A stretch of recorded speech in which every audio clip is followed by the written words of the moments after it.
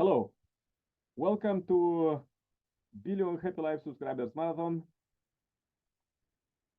We are reading Messiah's incoming words to empower with positive vibe for the day.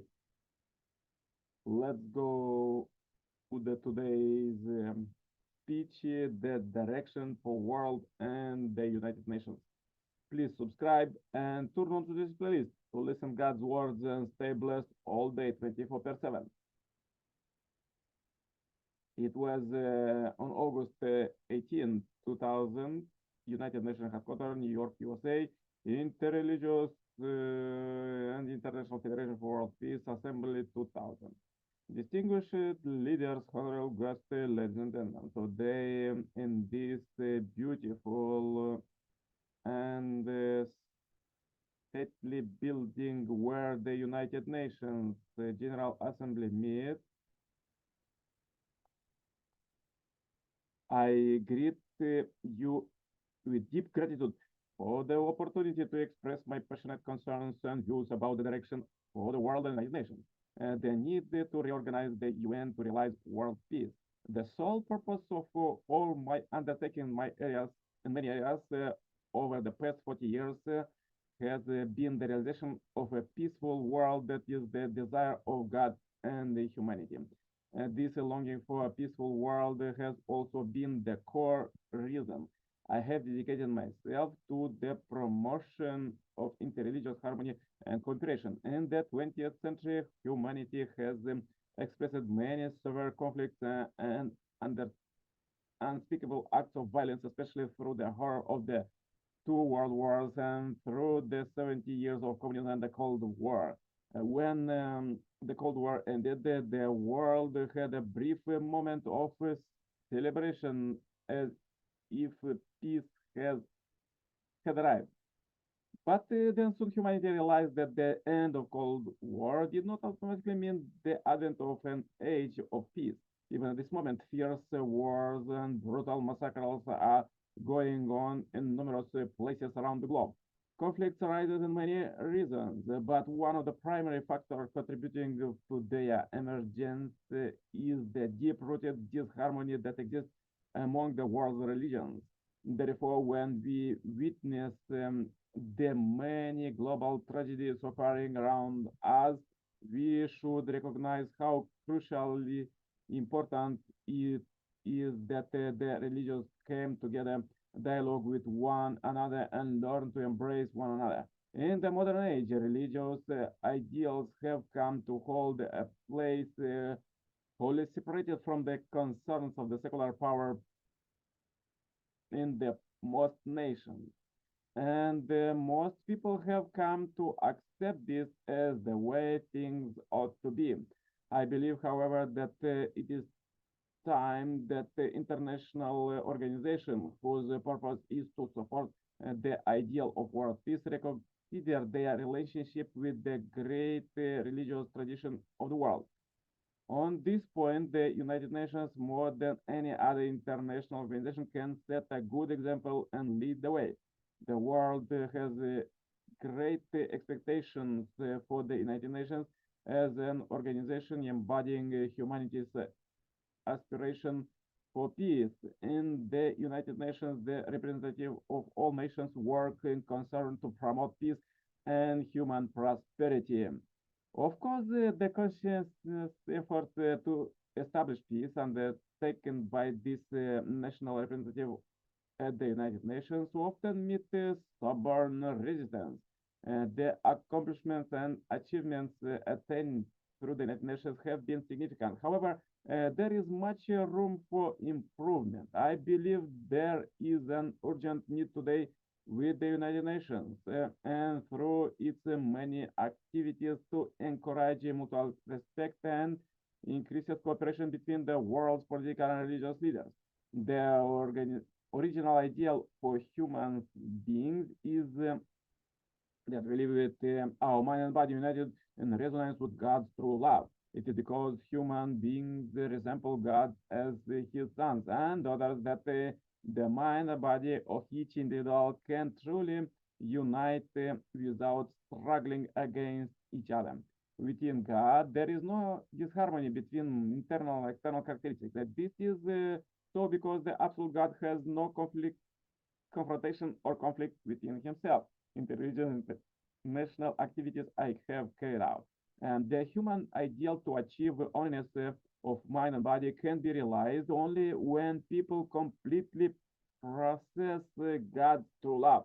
The biblical verse, blessed are peacemakers, for they will be called children of God, illustrated this point. Peacemakers are um, persons whose mind and body are in unity, centering on the true love of God. As a result of the fall, we lost the standard by which our mind and body could be brought into oneness and harmony, and humanity has lived in internal strife and self-confrontation. And the clashes of the mind and body within the individual have expanded and now manifest themselves in the family, society, nations, and world. For example, this unresolved struggle between mind and body is with what precipitated the elder brother Cain, murder of his younger brother Abel. All the conflicts and wars in history have been essentially battle between a Cain camp relatively tending toward evil and Abel camp relatively tending toward goodness. Humanity must end these struggles between Cain and Abel campus and restore the original state of harmony and love. To do this, each of us must end the conflict between our mind and body and bring them into harmony union. The principle that mind and body must be united should be applied and practiced not only by individuals, but it should be applied on the worldwide level.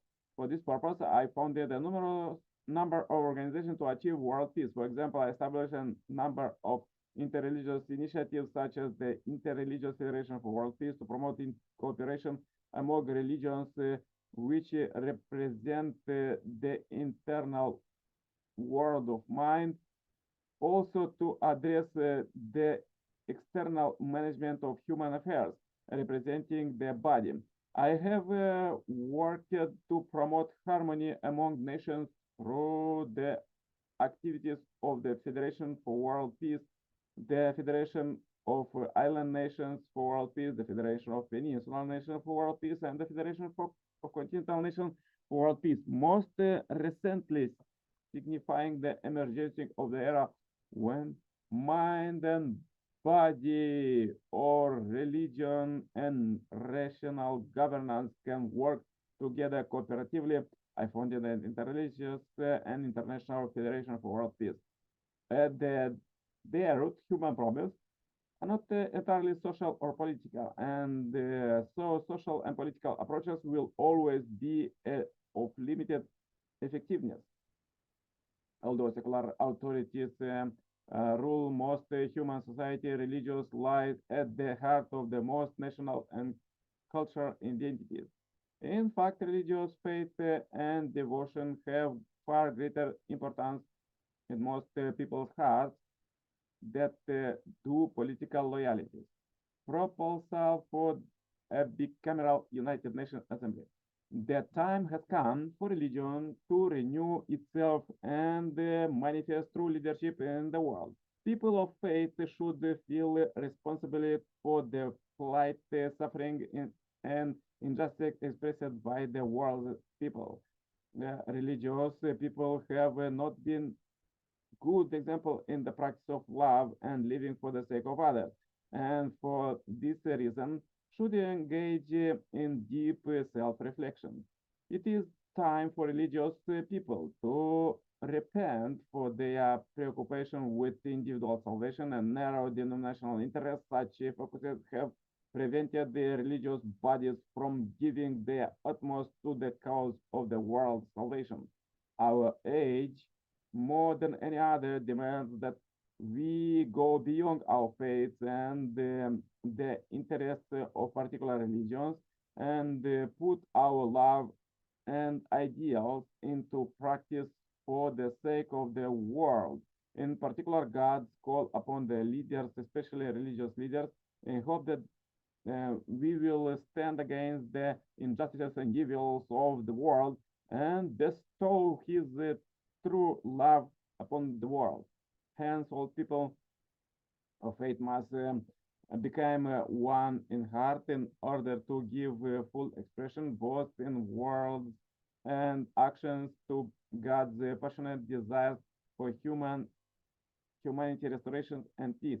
World peace can be fully accomplished only when the wisdom and the effort of the world's religious leaders who represent the internal concerns of the mind and conscience work cooperatively and respectively with the national leaders who have much practical wisdom and worldly experience about the external reality that houses the physical body. In this light, it is the time for us to give serious consideration even to the prospect of restructuring the United Nations. For example, perhaps it is possible to envision the United Nations as bicameral institution. The existing United Nations structure composed of national representative may be regarded as a Congress where the interests of the each member nation are represented. However, I submit that serious consideration should be given the forming a religious assembly or council of religious representatives within the structure of the United Nations.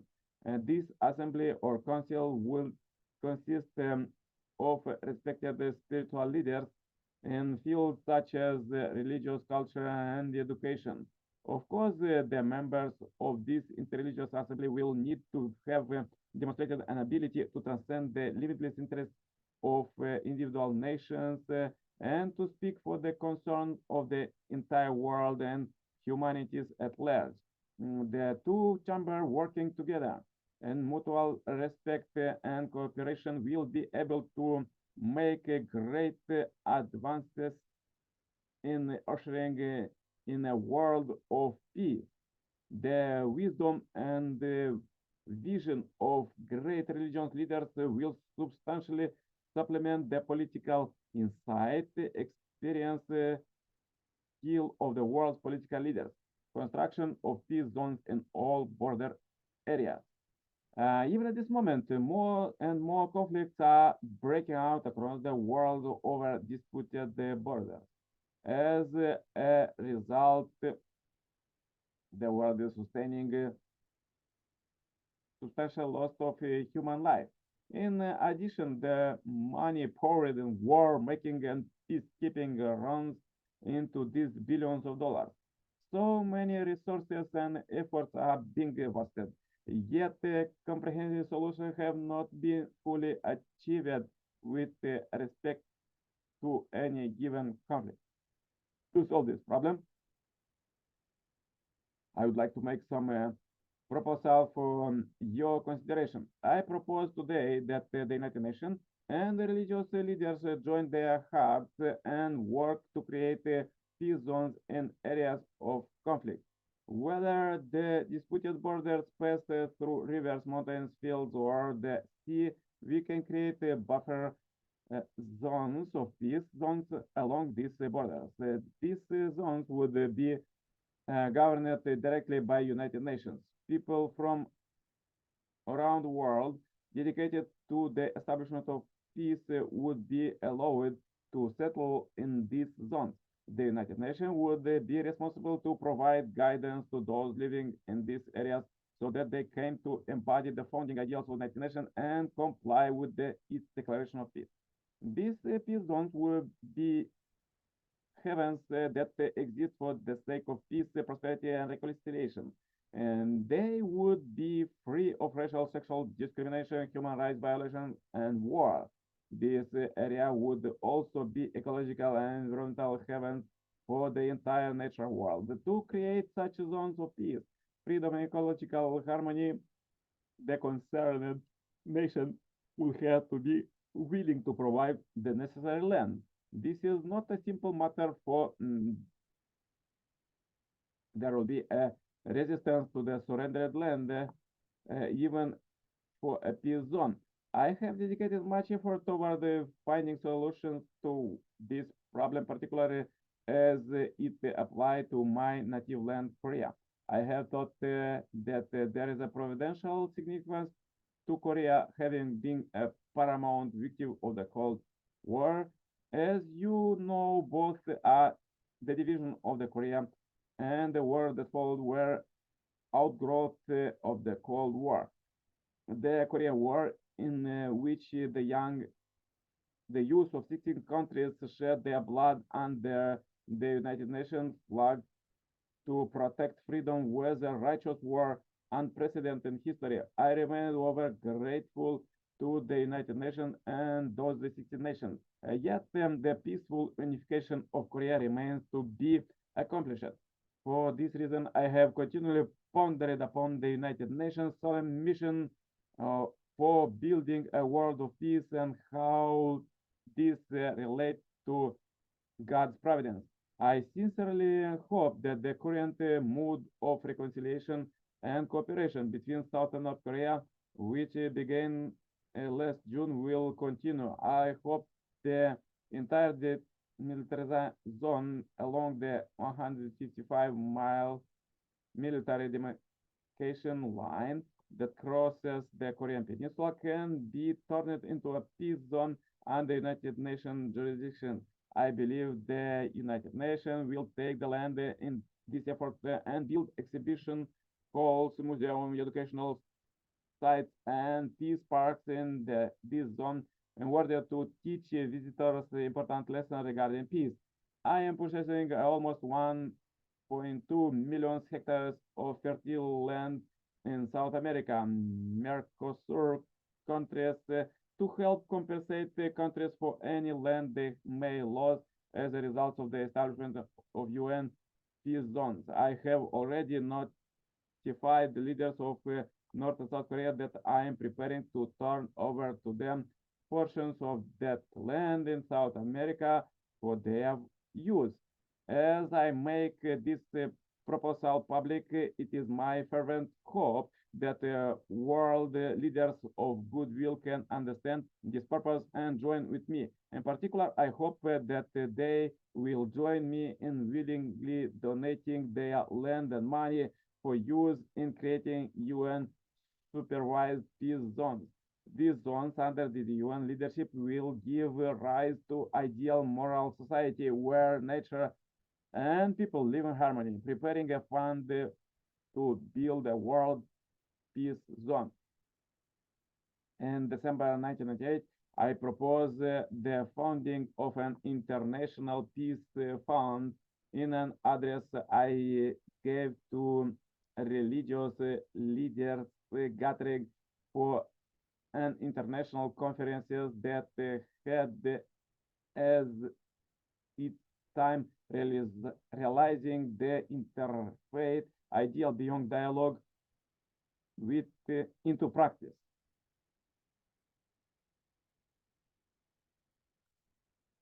All the leaders who participated in that conference resolved to initiate a movement in which the world's religious people would lead the way in making donation for world peace. We proposed that donation will be given in amounts related to their number seven.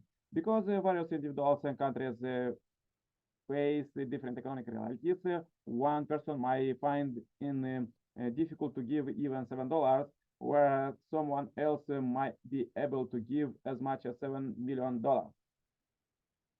I believe that if all religious people on earth became one in heart, they will actively participate in this fundraising effort. The funds thus created would be used to establish peace zones and to teach the ideals of peace and the methods to achieve it. In addition to religious people, the United Nations too would encourage all nations and their people to make annual contributions to this fund. And these funds might be donated under the name of the White Cross Fund. Wealthy philanthropists, business leaders and industrialist leaders in other fields, along with the individual and organization, with the courage to actively participate in the construction of the UN peace zones. In this way, they could lead the way in raising the necessary funds and creating an atmosphere of peace. Furthermore, one of the reasons I founded the Intelligence International Federation for Peace was to help create an interreligious assembly to serve as the senator of council with the United Nations. To implement this plan, I propose that each nation, in addition to its current ambassador, send a religious ambassador to the United Nations to serve as a member of the religious assembly or UN Senate. The mission statement of the representative of United Nations Senate would require that they have a genuine economical and interreligious consciousness and that they have the training and ability to teach a universal transnational ideal of peace. The nature of their purposes and the mission would prohibit the promotion of narrow interests of particular country. Rather, they would carry out their duties for the realization of peace in the world and of all humanity in accordance with God's will. The interreligious ambassadors appointed as the members of the United Nations Senate or Council should have a global consciousness and take responsibility to represent the United Nations global vision and agenda. In this sense, these persons could be thought as global ambassadors from the United Nations. Wherever they go in the world, these ambassadors will promote a movement dedicated to the realization of peace and social welfare. Moreover, in all nations, they would serve as conscious guardians of lofty ideals such as justice, secular security, and peace. And this will provide hope to the citizens of the world and establish, especially the youth. People will then have the opportunity to see with their own eyes the emergence of young people around the world seeking true love and lasting peace. Those selected as economical and transnational ambassadors will also be able to help guide and supervise various United Nations sponsored projects in health, education, welfare, and other fields. I have worked with many groups and organizations to educate people around the world about the meaning and value of true love and true families, transcending religious denominations and nationality. My conditions, my continuous investment in this area and ongoing efforts for dialogue and reconciliation over the last decades have demonstrated beyond any doubt that the strongest foundation for unity of humanity is the universal and essential love generated through the ideal of true family. Establishment of official United Nations commemorative day.